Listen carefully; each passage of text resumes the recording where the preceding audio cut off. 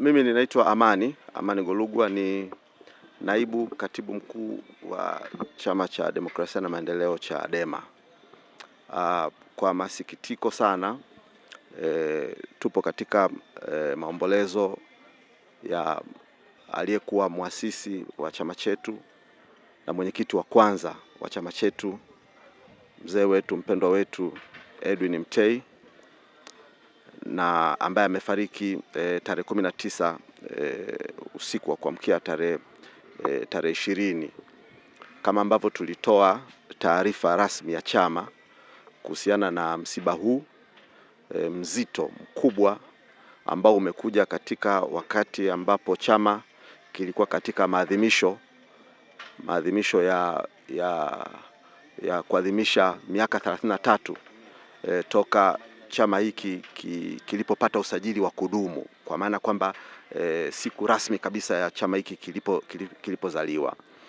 Na ni kwa bahati mbaya sana tarehe 21 mwezi wa kwanza mwaka 1993 mzee Mtei alikipokea cheti kwa maana ya hati ya usajili wa kudumu wa Chadema. Kwa hivyo umauti umemkuta siku moja mbili kabla ya siku ya leo. Ni jambo la huzuni, lakini tunaendelea kufarijiana, tunaendelea kupeana pole kwa familia, watoto, ndugu mbalimbali na sisi wanachama na Watanzania wote. Maisha yake yalikuwa ya baraka kwa Watanzania wote. Historia yake imejaa mambo mengi yasiyo na kifani. Amekuwa gavana wa kwanza wa Benki Kuu ya Tanzania BOT.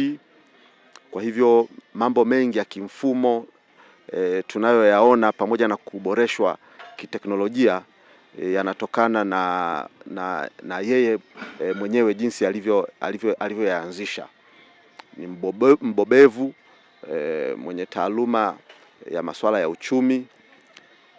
Hivyo mchango wake umekuwa na alama kubwa sana katika taifa hili. Mwaka 1992 yeye pamoja na wenzake waliona sababu ya kuanzisha chama cha siasa wakati wa harakati ya vuguvugu la mageuzi, mabadiliko na hitaji la nchi kuwa na vyama vingi. Kwa hivyo kwa uthubutu wa kipekee sana akaanzisha chama hiki ambacho leo tunajivunia, chama kikuu cha siasa nchini. Bila shaka sisi tuliopokea kijiti tuna kila sababu ya kujisikia fahari sana kwamba ndoto yake imeendelea kutimia na Mungu amemweka hai mpaka leo. Ametwaliwa na Mungu akiwa na miaka 94 na amekiacha chama hiki ndio tumaini la Tanzania, na bila shaka ndio chama mbadala ambacho Watanzania muda si mrefu watakipa ridhaa kiweze kuongoza nchi. Na ratiba ya tukio hilo tutaiongoza sisi, chama ambacho alikiasisi, chama ambacho yeye alikitumikia kama mwenyekiti wa kwanza wa chama hiki. Tutakuwepo hapa, viongozi wakuu wote watakuwepo. Makamu mwenyekiti wa chama chetu bara John Heche atakuwepo. Makamu mwenyekiti wa chama chetu Zanzibar Saidi Isa, ambaye ana historia ya ndani sana na mzee Mtei. Mzee Mtei alipoenda Zanzibar wakati wa kutafuta usajili wa kudumu alikutana na Saidi Mzee. Kwa hiyo ana historia ya ndani sana, naye atakuwepo. Katibu mkuu John Mnyika atakuwepo, naibu Zanzibar, wajumbe wa kamati kuu watakuwepo, wenye viti wa kanda. Tuna kanda 10 za kichama, 2 Zanzibar na 8 Tanganyika watakuwepo, wenye viti wa mikoa, wanachama watakuwepo. Kwa hiyo itakuwa ni siku ambayo tutafanya kumbukizi la maisha yake, na haitakuwa kwa ajili yetu wanachadema peke yetu, hapana. Itakuwa wazi kwa watu wote, kwa maana ya vyama vingine na viongozi wa dini na watu wengine wote ambao wataweza kuja, basi tutayasherekea maisha ya mzee wetu kwa pamoja, kufanya kumbukizi la aina yake. Kwanza nikubaliane nawe, mzee huyu ni mzee wa misimamo, misimamo isiyoyumbishwa. Ana kile anachokiamini kwa usahihi wake, basi amekuwa na rekodi hiyo katika utumishi wake mpaka hata alipo kiasisi chama hiki.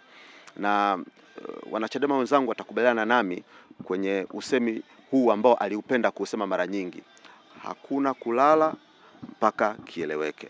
Ndio usemi ambao amekuwa akiupenda sana. Sasa usemi huu maana yake ni nini? Hakuna kulala maana yake ni kwamba hakuna kukata tamaa, maana yake ni kwamba hakuna kurudi nyuma, maana yake ni kwamba hakuna kucompromise. Kwa hivyo misimamo yake ambayo kwa kipindi chake na utumishi wake kwenye chama ndio aliyoisababisha sasa ikasababisha kuwa na wanachama na viongozi wa kaliba ya namna yake, na ndio maana unaiona Chadema na viongozi sisi na wengine wengi jinsi ambavyo tuko madhubuti na imara sana katika misimamo yetu. Kwa hivyo mzee ametuachia kijiti, yeye ameshaondoka, na moja ya jambo kubwa ambalo ni fahari kwetu ni kwamba nasi pia si watu wa kuyumbishwa. Chama chetu ni chama imara sana, na viongozi katika ngazi mbalimbali ni watu ambao tuna misimamo tunayoielewa ya haki ya kweli. Kwa hivyo tumepokea kijiti na Chadema imeendelea kuwa chama imara sana. Mheshimiwa Lissu katikati ya wiki huwa kuna utaratibu ambapo mawakili huwa wanakwenda kumtembelea gerezani Ukonga.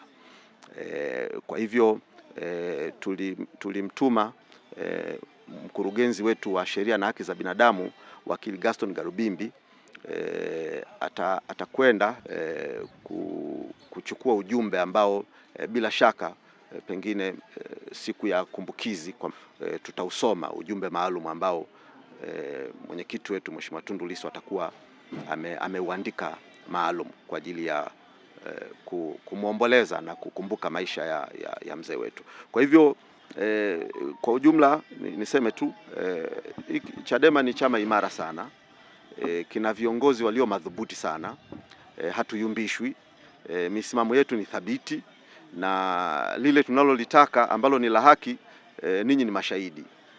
Wenzetu wengi sana wametundika jezi, wenzetu wengi sana wamevua gloves, wenzetu wengi sana wamelegea, lakini sisi tumeendelea kuwa imara na misimamo yetu, kwa maana tunajua hitaji la nchi inahitaji nini. Kwanza baada ya uchaguzi tulijitahidi sana kuponya majeraha.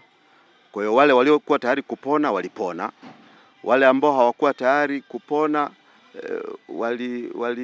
waliendelea na maisha yao. Kwa hivyo sisi tuliobaki Chadema, sisi tumepona, tunaendelea na siasa. Wengine wameondoka, wengine kuna watu sijawaona siku nyingi sana, na wengine nimewaona hapa, ndio nimeuliza nikaambiwa kumbe walijikusanya wakaenda huko.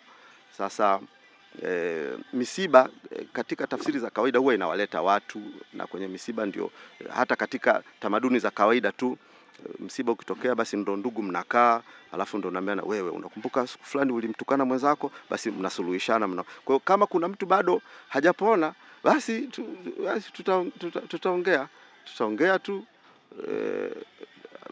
kama uko tayari upone utapona. Lakini sisi tuliobaki Chadema, sisi tumepona. Wagonjwa labda walioondoka labda, lakini kwa kweli sisi tumepona.